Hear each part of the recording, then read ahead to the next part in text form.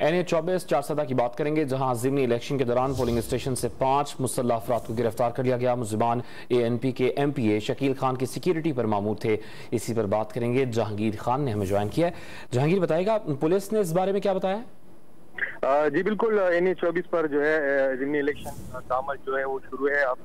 अब उमरजे एक polling station है जहां पर MPA जो है अवामी नेशनल पार्टी के शकील बशीर उमरजे, उनके साथ मुसल्लह अफराद थे। और इससे पहले DPO चारसदा ने एक पैगाम भी जारी किया था कि किसी को असली की नुमाइश की इजाजत नहीं है, प्राइवेट गार्ड को साथ रखने की इजाजत नहीं है। और DSP जो है वहाँ के इलाके के उन्होंने शकील बशीर उमरजे से जो है 3 बामुसल्लह अफराद जो है उनको गिरफ्तार कर लिया, असलहा भी बरामद कर लिया गया। इसके साथ साथ PTI के जो दिल्ली रहनुमा है अरशद उमरजे, उनसे भी जो है 2 मुसल्लह गार्ड जो है वो गिरफ्तार कर लिया और उनको थाने मुंतकिल कर दिया गया है। जी बहुत शुक्रिया जहांगीर आपका।